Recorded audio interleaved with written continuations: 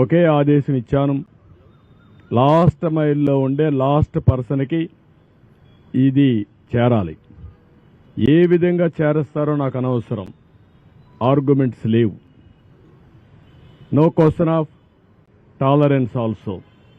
It is an emergency. ఒక emergency వచ్చినప్పుడు ప్రతి ఒక్క అధికారి కూడా సర్వశక్తులు ఒడ్డి అవసరమైతే మేము చెప్పిన దాంట్లో ఏమైనా డెఫిషియన్సీస్ ఉంటే మీరు కూడా కొంత మిషనరీ పెంచుకోండి.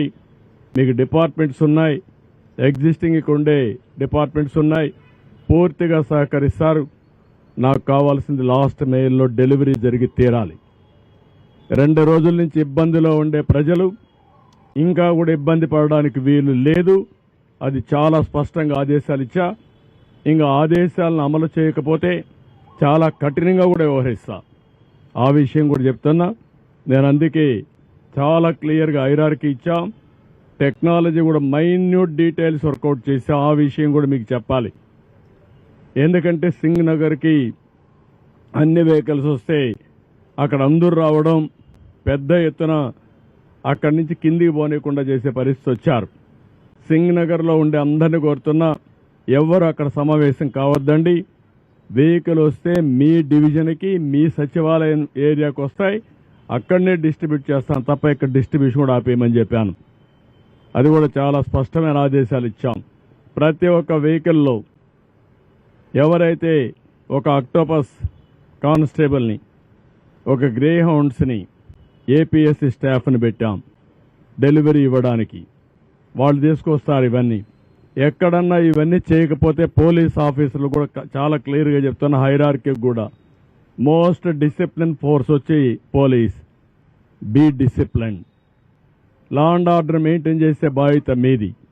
లా అండ్ ఆర్డర్ మెయింటైన్ చేయకపోతే నష్టం జరిగేది రిమోట్ ఏరియాలో ఉండే పేదవాడికి జరుగుతుంది. నేను చూశాను, వాళ్ళ బాధలు చూశాను. వాళ్ళ బాధలు చూస్తే వన్ననా తిరుతాం. ఒకటి కాదు, ఒక తండ్రి భార్యను వదిలిపెట్టి బిడ్డ బతుకు కోసం సేవ్ చేసుకోవాలని వచ్చాడంటే మనం ఊహించుకోవాలి. అదేవిధంగా ముసలి వాళ్ళు, నడవలేని వాళ్ళు నీళ్లలో నడిచొచ్చి బట్టలు లేకుండా వచ్చారంటే వాళ్ళ బాధలు అర్థం చేసుకోవాలి. ప్రతి ఒక్క ఇంటిలో ఈరోజు పాములు వచ్చే పరిస్థితికి వచ్చాయి, తేళ్లు వచ్చే పరిస్థితికి వచ్చాయి. అంటే పై బిల్డింగ్లో ఉండే వాళ్ళకు కూడా ఈ పాములు, తేళ్లు ఇవన్నీ చూస్తా ఉంటే బాధ, భయం ఉంటుంది. ఈ విధంగా ప్రతి ఒక్క కుటుంబానికి ఒక బాధ ఉంది. మానవతా దృక్పథంతో మనం పనిచేయాల్సిన అవసరం ఉంది. అందుకే నేను చాలా క్లియర్గా చెప్తున్నా. నేను ఐవీఆర్ఎస్ కండక్ట్ చేస్తున్నా. ఇంకా కొన్ని ప్రాంతాల్లో ఫుడ్ రీచ్ కాదని వస్తూ ఉంది. ఆ ఐవీఆర్ఎస్ మెసేజెస్ని మళ్ళీ తిరిగి ఆఫీసర్లు పంపిస్తున్నా. ఏ నెంబర్ నుంచి వచ్చిందో ఆ నెంబర్ కూడా పంపిస్తున్నా. నేను అందుకనే ప్రజలందరికీ అప్పీల్ చేస్తున్నా. నేను పంపించే ఐవీఆర్ఎస్ మీకోసం పంపిస్తున్నా. మీరు ప్రాపర్గా సమాధానం చెప్పండి. ఇమ్మీడియట్గా మా ఆఫీసర్ని మీ ఇంటికి పంపించే బాధ్యత, మీకు టచ్లోకి వచ్చే బాధ్యత తీసుకుంటా. అదే సమయంలో ఏమాత్రం అవాస్తవాలు చెప్పొద్దండి, వాస్తవాలు చెప్పండి. ఇలాంటి ఒక విపత్కరమైన పరిస్థితిలో ఉండే మనమందరం ఆలోచించాల్సింది, ఎప్పటికప్పుడు మీరు సమాచారం నాకు ఇవ్వగలిగితే ఆ సమాచారాన్ని బేస్ చేసుకుని ఇమ్మీడియట్గా యాక్షన్ తీసుకుంటా. ఇంకా ఎక్కడికక్కడ నేను సర్ప్రైజ్ ఇన్స్పెక్షన్స్ కూడా వెళ్తున్నాను. నేను అందరి అంత చెప్తున్నాను. ఇంతవరకు 2 రోజుల నుంచి చెప్పాం. ఇప్పుడు ఎవ్వరు సరిగా పని చేయలేదు అని కన్ఫర్మేషన్కి వస్తే యాక్షన్స్ తప్ప ఇంకేముండవు. అది యాక్షన్స్ కూడా డ్రాస్టిక్గా ఉంటాయి. దయచేసి అర్థం చేసుకోండి. Rise to the occasion. మానవతా దృక్పథంతో పనిచేయండి. ప్రతి ఒక్కరిని ఆదుకునే బాధ్యత తీసుకుందాం. మళ్ళీ ప్రభుత్వ ఇమేజ్ పెంచుకుందాం. మనం ఉండేది ప్రజల కష్టాల్లో ఉన్నప్పుడు సర్వశక్తులు ఒడ్డి వాళ్ళకి సేవ చేయాల్సిన అవసరం ఉంది. మీనమేషాలు లెక్క చేయడం మాత్రం మంచిది కాదని మరొకసారి విజ్ఞప్తి చేస్తున్నా. రాత్రి ఎవ్రీడే రాత్రి 9 గంటలకు నేను రివ్యూ చేసుకుంటున్నాను. అంతవరకు ఎప్పటికప్పుడు రియల్ టైంలో ఇన్ఫర్మేషన్ పంపిస్తున్నాను కంట్రోల్ రూమ్ నుంచి. ఏదైనా అవసరమైతే ఎక్స్ట్రా ప్రొక్యూర్ చేయడానికి కూడా ఏమీ అనకాడం. Money is not the criteria. ఎట్టి పరిస్థితుల్లో ఇబ్బందులు లేకుండా వీళ్ళు చేయడం మా బాధ్యత. అది చేస్తాం. ఇది అవుతానే శానిటేషన్ మీద ఉంటాం. అదే మరి రీహాబిలిటేషన్ చేయాలి. ఈ 2-3 రోజుల్లో ఇవన్నీ కంప్లీట్ చేస్తాం. ప్రజలకు కూడా కోరుతున్నాం, సంయమనం పాటించండి. ఒక అర్ధ గంట ఆలస్యం అవుతుందని ఆవేశంగా వస్తే అది 4 గంటలు కావచ్చు, 5 గంటలు కావచ్చు, మొత్తం వ్యవస్థ కొలాప్స్ అయితే కయాస్ వచ్చే పరిస్థితి వస్తుంది. ఈ విషయం కూడా మీరు అర్థం చేసుకోమని కోరుతున్నా. రాష్ట్రంలో ఉండే ప్రతి ఒక్కరికి విజ్ఞప్తి చేస్తున్నా, ఒక వ్యక్తులుగా సమాజంలో బాధ్యత కలిగిన మనం సమాజంలో ఎవరికైనా ఇబ్బంది వస్తే అండగా నిలబడవలసిన బాధ్యత మీ మీద ఉంది. మీరు కూడా ముందుకు రండి, సహకరించండి. ఏ విధంగా సహకరిస్తారో మీకే వదిలిపెడుతున్నా. ఫైనాన్షియల్గా ఇస్తారా, లేకుంటే వచ్చి సేవ చేస్తారా? ఇక్కడ విజయవాడలో ఉండే, ఇక్కడ కానీ చుట్టుపక్కల ఉండే ప్రతి ఒక్క వ్యక్తిని కోరుతున్నా, ఇది మనందరి బాధ్యత. సాటి మనిషి ఇబ్బందుల్లో ఉన్నప్పుడు మీరు చేయాల్సిన పని, మీరు వంట చేసి తీసేపోయి ఒకసారి క్యారియర్ తీసి పెడతారా, లేకపోతే పరామర్శిస్తారా, వాళ్ళని లేకుంటే నిత్యావసర వస్తువులు ఇస్తారా, లేకుంటే వాళ్ళకి ఏదైనా కష్టాల్లో ఉంటే ఆదుకుంటారా? ఒక కుటుంబాన్నో ఒక 5 కుటుంబాలను మీ శక్తి మేరకు మీరు చేయగలిగితే అది మనలో ఉండే మానవత్వాన్ని నిరూపించుకున్నట్టు అవుతుంది. ప్రభుత్వం చేస్తాం, కానీ ప్రతి ఒక్కరూ గుర్తుపెట్టుకోవాల్సింది, సమాజం బాగుంటే మనం కూడా ఉంటాం. అలాంటి స్ఫూర్తికి మీరు నాంది పలకాల్సిందిగా ఈ విజయవాడలో ఉండే వీళ్ళని కూడా కోరుతున్నా. మేము చేయాల్సిన పనులన్నీ చేస్తాం.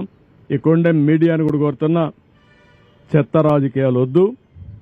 ప్రజలు ఇబ్బందుల్లో ఉన్నప్పుడు ప్రజాహితం కోసం పనిచేయండి. అలాంటి ఇష్టానుసారంగా రాసే వార్తలు నేను పట్టించుకొని పాజిటివ్ వార్తలు ఉంటే ఇవ్వండి. నేను లాస్ట్ మైల్లోకి రీచ్ అయ్యి ప్రతి ఒక్కరికి న్యాయం చేసే బాధ్యత తీసుకుంటాం. Thank you. ఏమైనా క్వశ్చన్స్ కూడా చెప్పండి. ఆల్ మెడిసిన్స్ అన్ని పెట్టాం, ఒక ప్యాకెట్ పంపించాం. హెల్త్ అని ఎప్పటికప్పుడు అలర్ట్ చేస్తున్నాం. రాష్ట్రంలో ఉండే ట్యాంకర్లను తెప్పిస్తున్నాం. క్లీన్ అయిన ఏరియా అంతా కూడా క్లీనప్ చేస్తున్నాం. మొత్తం ఏమేం చేయాలనో ఇలాంటి ప్రత్యేకమైన పరిస్థితులు అన్నీ చేస్తాం.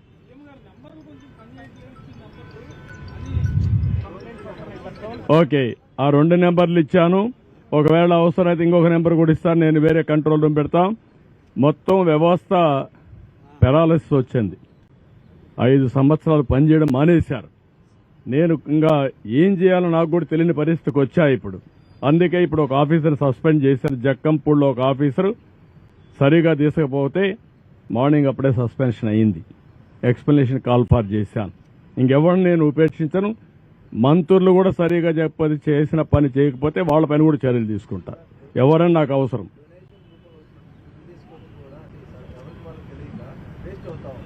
అంటే నేనేమంటానంటే, మనకుండే రిసోర్స్ అన్ని సద్వినియోగం చేసుకోవాలి. కాస్తో కూస్తో వేస్ట్ అయినా మేమేం చేసామంటే అందరికీ రీచ్ కావాలనే ఉద్దేశం చేశాం. వాళ్ళు రీచ్ కావాలంటే వాళ్ళకు ఇబ్బందులు ఉంటాయి. మేము ఒక స్ట్రక్చర్ కానీ సప్లై డిమాండ్ 2 కూడా చేయడం కోసం చేశాం. నో అని నేనేమంటాను, ఇవి ఇంత పెద్ద ఆర్గనైజేషన్లో అవన్నీ మనం చేయలేము. మేము ఒక మనుషుల యొక్క మీకు పేపర్కి ఇస్తాం, పలాని వ్యక్తి పలాని ప్రాంతంలో మా సచివాలయం ఇన్ఛార్జ్ సీనియర్ ఆఫీసర్ ఒక అతను ఉంటాడు. సచివాలయం సిబ్బందిని అంతా తీసుకున్నాం. ఆ కొండే వాలంటీర్స్ కూడా డబ్బులు పే చేస్తున్నాం. వాళ్ళు కూడా ఉపయోగించుకోమన్నాం. వీళ్ళందరినీ ఉపయోగించి అవసరమైతే ఒక 5-10 మంది బయటనే తెచ్చుకోమన్నాం. వీళ్ళందరినీ పెట్టుకొని ప్రతి ఒక్కరికి ఇమ్మన్నాం. ఆ స్టాక్ పాయింట్స్ ఏవైతే సచివాలయం నెంబర్లు మీకు ఇస్తాం, ఆ సచివాలయం నెంబర్లు మీరు పబ్లిసైజ్ చేయండి. అవి పబ్లిసైజ్ చేస్తే ఆటోమేటిక్గా ఎవరైతే వస్తారో నేరుగా వాళ్ళని కాంటాక్ట్ చేసి అక్కడికి పంపిస్తారు వెహికల్స్ అవన్నీ. అదే నేను అనేది మానవతా దృక్పథంతో ఆలోచించమంటున్నాను. మన కుటుంబ సభ్యుడు ఒకడు చనిపోతే ఏ విధంగా ఫీల్ అవుతామో ఆ విధంగా అధికార యంత్రాంగం ఫీల్ కావాల్సిన అవసరం ఉంది. అధికార యంత్రాంగమే కాదు, సమాజం కూడా. సమాజంలో హితం అనేది మరి మనం చనిపోతే ఎవడు తీస్తాడు రేపు? ఆ ఆలోచన ప్రతి ఒక్కరికి రావాల్సిన అవసరం ఉంది. అందుకే చెప్తున్నా, చాలా గట్టిగా చెప్తున్నా. 1-2 కాదు, నేను చాలా చూశాను ఇవన్నీ.